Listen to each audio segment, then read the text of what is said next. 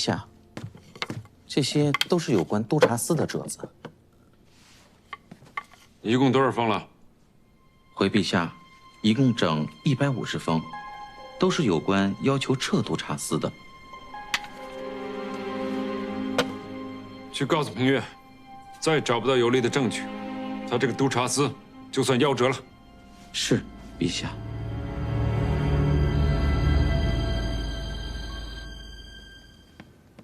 婆婆，拜见天您请起。这有没有外人？您是长辈，往后不必多礼。您坐。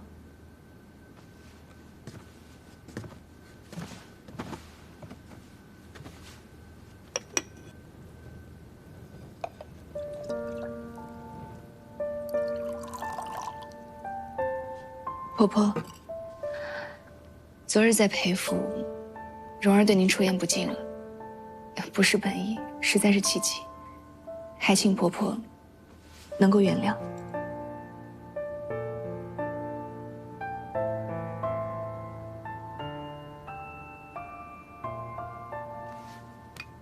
谢殿下。以后没有外人，您其实可以叫我蓉蓉或者平月。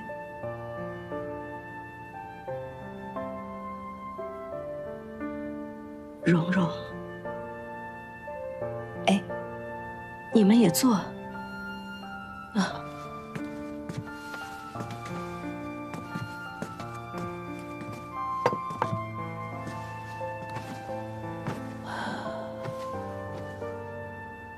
我仔细地想了想，这么多年来，我确实一直都被蒙在鼓里，什么都不知道。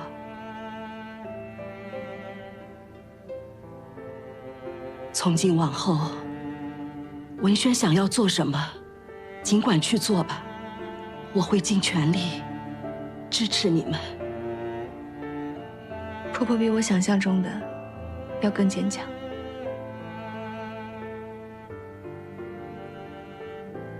这些年是我无能，希望一切都还来得及，让我担起一个做母亲的责任。娘，这一切都来得及，您安心即可。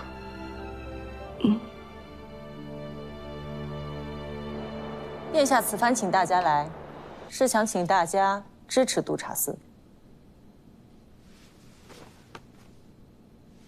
殿下，在下自18岁起便入您门下，如今也有10年，臣之忠心，殿下明鉴。但臣以为，若任由督察司壮大，将来必定会对您的君位不利啊。若我说，建督察司是我主动提起，并且为我所用呢？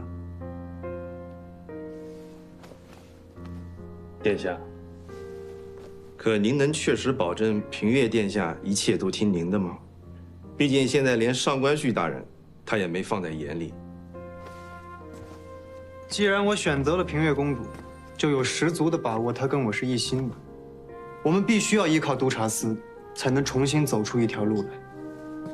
殿下，那这条路是什么啊？无论是寒门，还是世家，只要是维护天下公平、清明正义，让天下百姓老有所养，又有所依，都跟我们是一路的。我们必须要把这些人团结在一起，才能重新闯出一条我们年轻人的路来。可殿下所言，真的能够实现吗？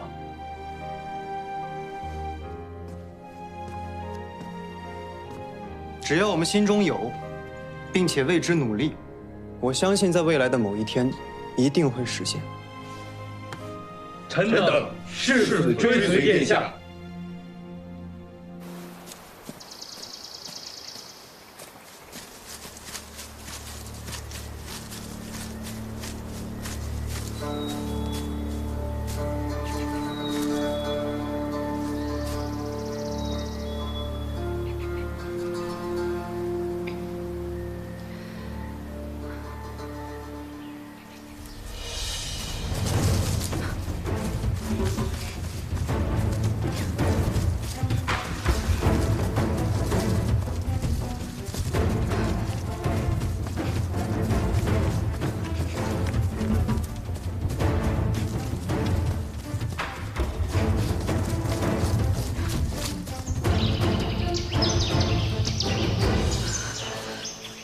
速追。是。哟，又疼了。哎，这些人下手真够黑。没事。好。哎，不过呀，咱这顿打挨得值。啊，你看你跟公主你们现在如胶似漆的多好啊！如果揍得再狠一点啊，那是不是你们的感情就会更……你说什么？好了，做事哦。务必护好佳节，朝堂之上，故意有周旋。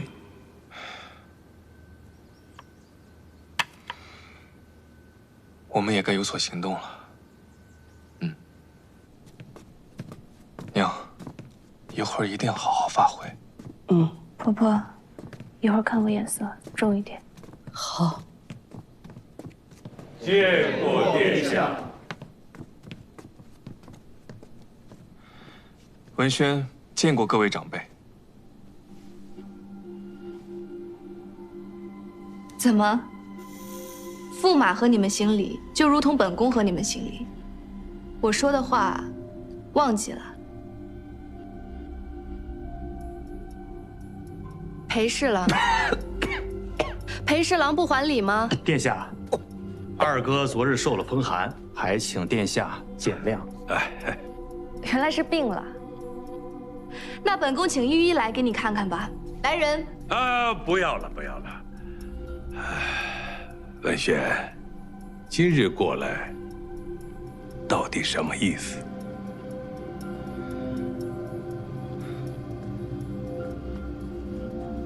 祖父，文轩的意思其实很简单。文轩已年满20，也已成家立业，再如何也算是个成人了，断没有让其他长辈继续操心的理由。再说了，父亲留下的财产，就算文轩不能够掌控，也当由母亲来代为打理。怎么还能劳烦这其他长辈替我操心呢？义父，你是我裴家最有出息的孩子，他留下的东西自然归你。不过你近日做事总是冒进，你瞧瞧这出了多少事情，令多少世家对你不满，你要打磨打磨自己才是啊。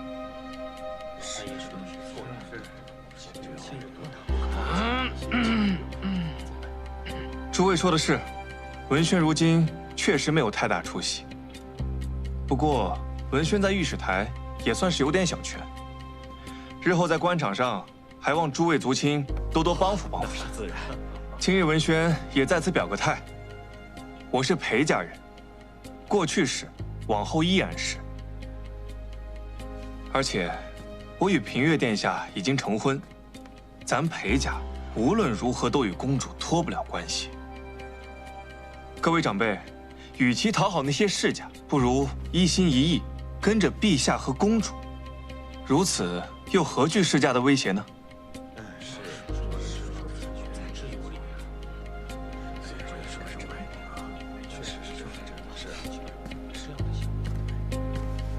还望祖父决断。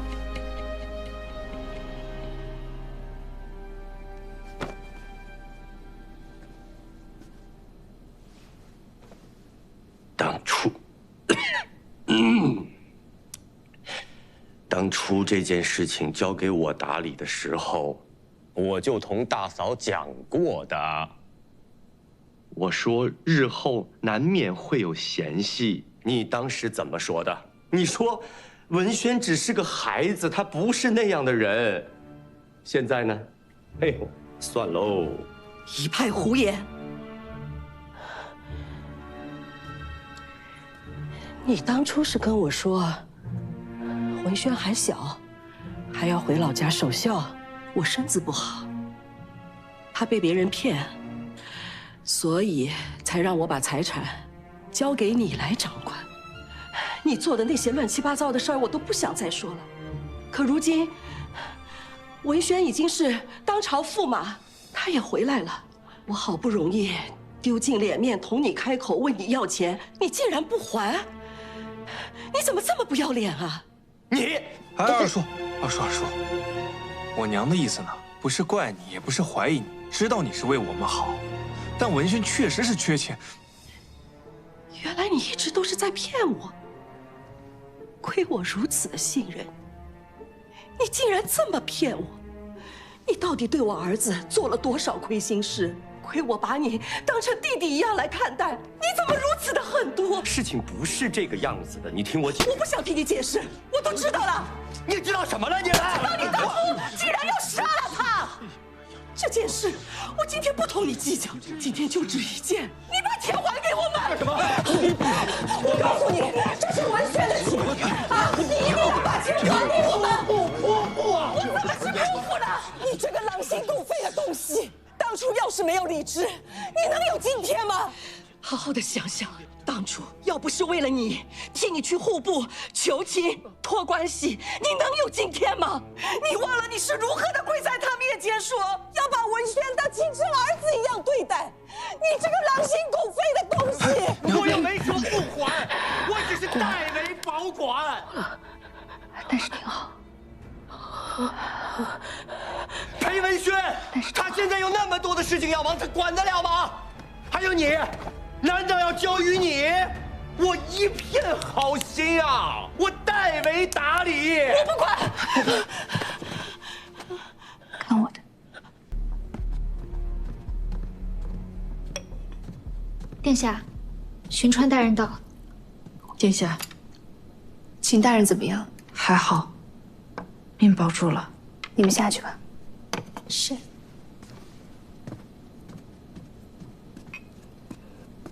坐。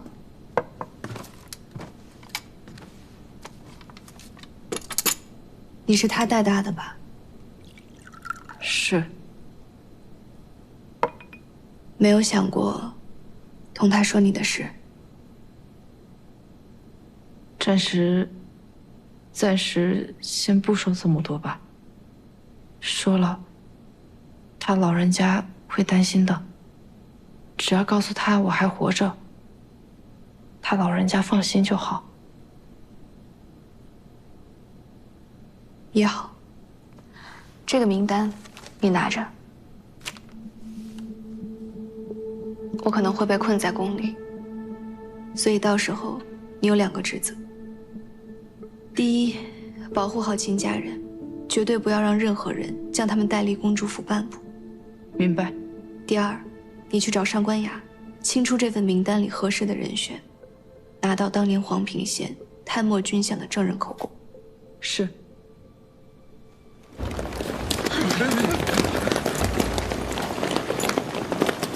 刑部办案，捉拿逃犯。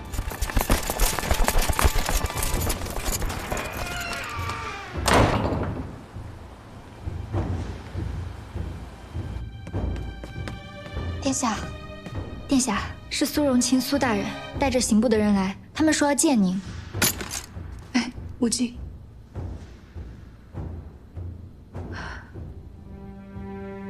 更衣吧。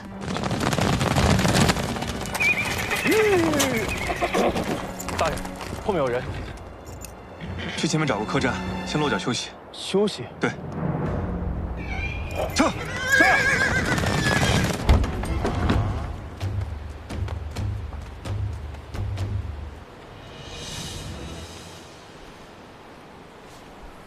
苏侍郎好大的官威，一大早带了这么多人来我公主府，不知出于什么原因呢？殿下，刑部羁押的朝廷钦犯，不知为何被接到了公主府。按照我朝例律，此举已犯了国法，您还是把人交出来。劫囚一事，我就当没发生过。劫囚？秦氏案本就是我督察司在审办的案子，如今本宫要的人有性命之忧，我特意提审看管，怎么叫劫囚呢？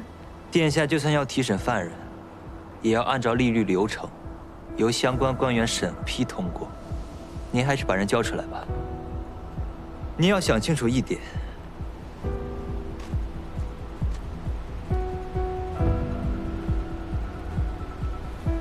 督察司毕竟还没有建立起来。殿下，我只能以这样的方式守护你。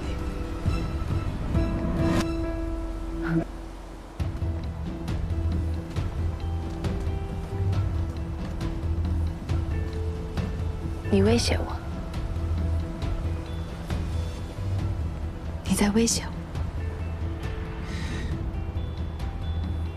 殿下，臣是为您好。你不是为我好，你是为了苏家，为了你身后世家的权利。苏大人，其实人有私心没什么。你不必如此冠冕堂皇，你也不用威胁我。如果想告状，尽管去告，马上就早朝了。大殿之上，我等着你。你为什么就不相信我呢？您为什么一定要把每个人的好心当成恶意呢？您现在所做的事情，百害而无一利。您在求什么？我在求什么？大概是求个心安吧。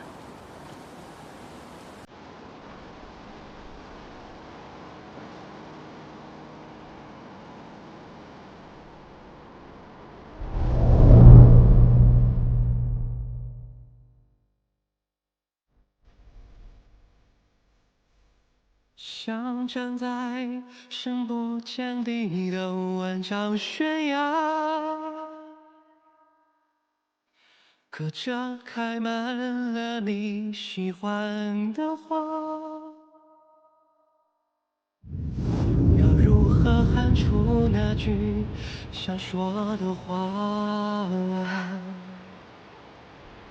可山谷的风轻轻作罢。我曾经以为我们是一路人，可现在我发现，可能并不是。你可以为了家族放弃一切，良心、道义，甚至是你的人生。我也说不好，会不会有一天，你变成像杨烨那样的人。他也曾经少年热血，可后来为了家族昌盛，卖国求荣。可是我不行，如果我那样做了，我一生这里都不会得到安宁。我今日无法看着秦家蒙冤，满门败落。如果有一天，你苏氏遭遇不公，我也同样不会坐视不理的。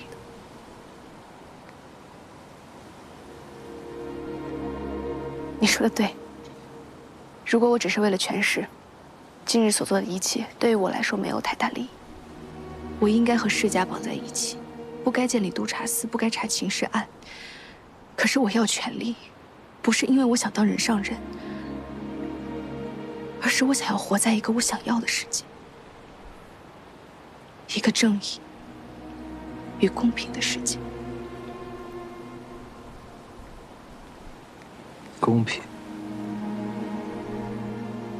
公平这个词，是世界上太过珍贵又奢侈的字眼。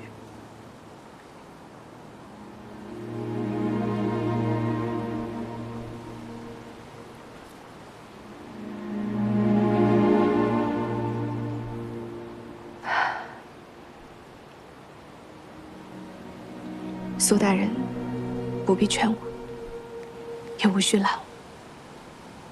你劝不了，也拦不住。如果实在不同意，尽管放马过来吧。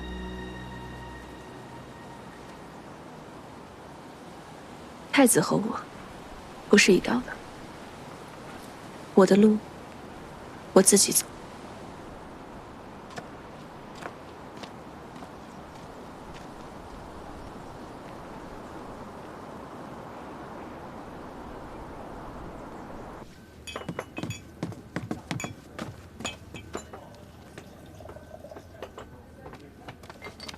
裴大人，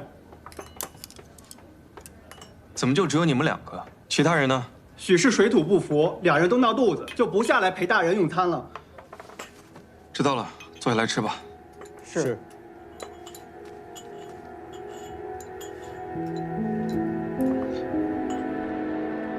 裴文全此行，定是要去收集行军日志了。既然不能为我等所用，只能处置了。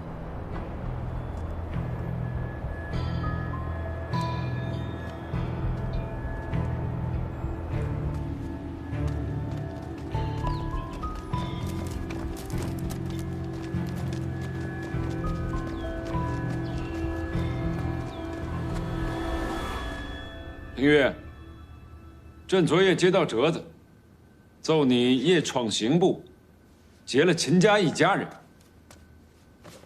怎么，你到刑部闹事还闹上瘾了？陛下，微臣请求严惩。恳请严惩。恳请严惩。削去封地，严加惩戒。明月，你听到了，也看到了，你闯了这么大的祸，可查出什么东西来吗？上尉，可儿臣查案之后发现，证人全部遇害，而证据也大多被销毁。儿臣还在追查，望父皇再给些时间。竟然全死了！就在城郊，集体被杀后，弃之荒野。父皇，一个案子，若证人全部被杀，难道这个案子没有问题吗？陛下，证人死了，证物可还在？杨业的信是真的，他们收受贿赂的黄金也是从秦家找出来的。这些证物，御史台、刑部、大理寺都检验过。难道殿下认为，三司都在欺瞒您吗？难道没有这种可能吗？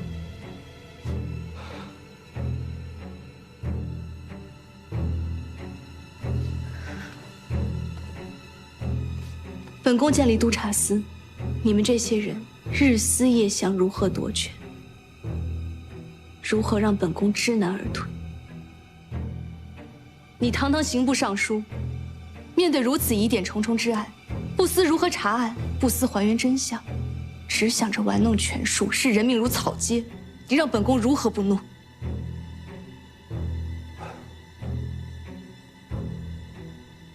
你们要做什么，本宫很清楚，但本宫告诉你们，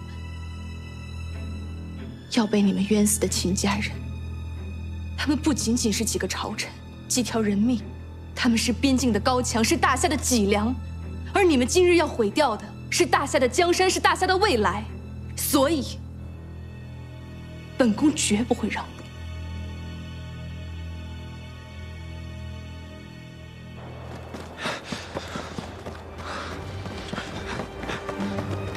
追！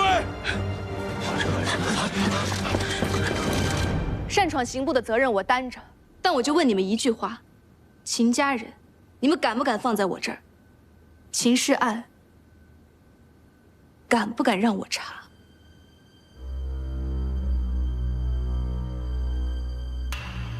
既然你说证人之死与秦氏案并无关联，那你怕我查什么？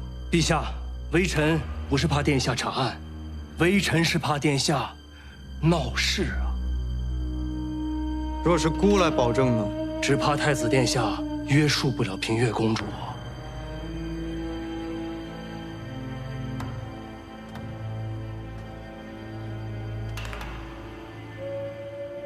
那你想怎样？秦家案，我查定了。殿下也必须罚。陛下，微臣乃刑部尚书，不能容忍有人如此践踏王法。哪怕殿下贵为公主，也该遵守天子之纲。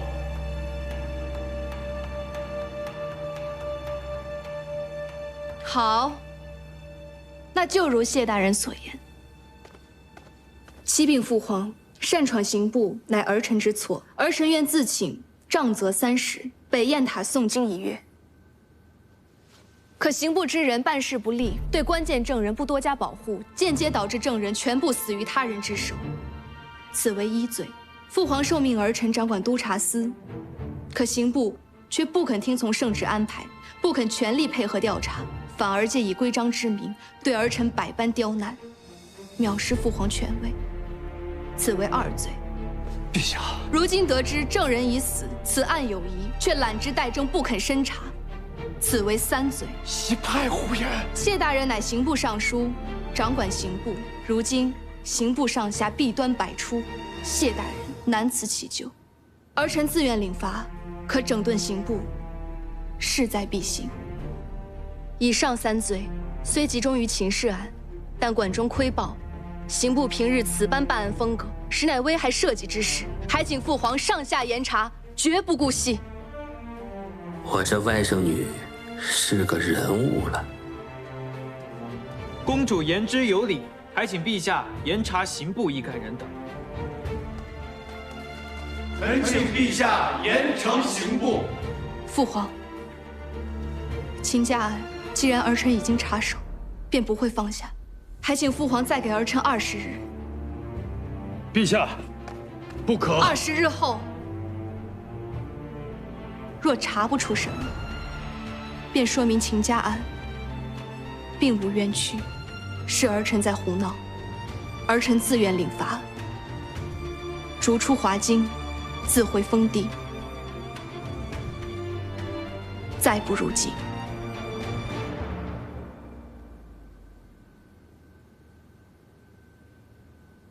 准。你在外面等我吧。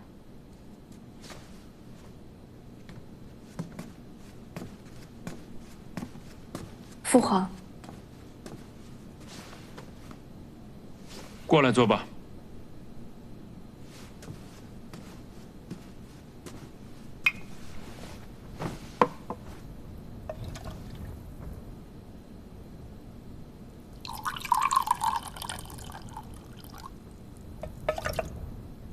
杖责就免了。谢父皇。这有好几年没有来过这北雁塔了。以前听母后说过，北雁塔是您专门为母后修的。朕修塔的时候，你母后刚刚怀上你。那时候朕初为人父，很是高兴。那年你母后生辰，朕问她喜欢什么，她说她喜欢看天上的星星。于是朕登基第1年，就兴师动众地修了这个北雁塔。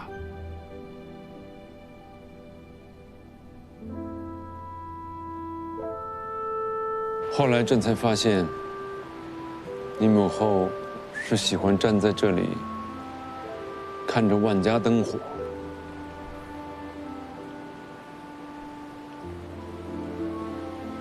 朕有的时候经常在想，如果时光能够一直停留在那个时候，该多好啊！至少，朕同你母后应该是恩爱非常，朕也会是个好父皇。父皇，您一直都是一位好父皇。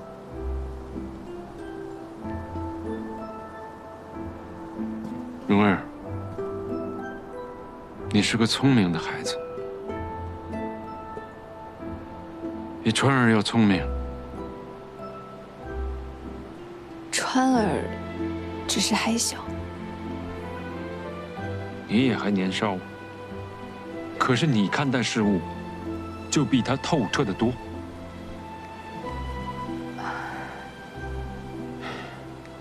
你要是个男儿身就好了。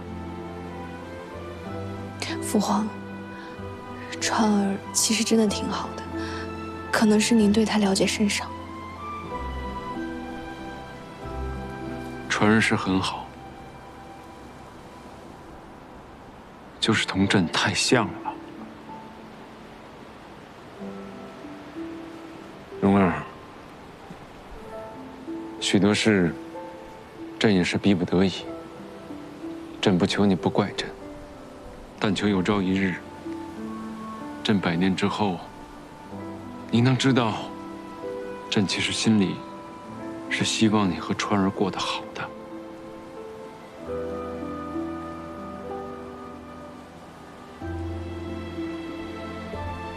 裴文轩出华京城了。对，裴文轩一定会带回来父皇想要的东西。好，你先在这里好好休养，有什么需要的，同父来讲一声。嗯。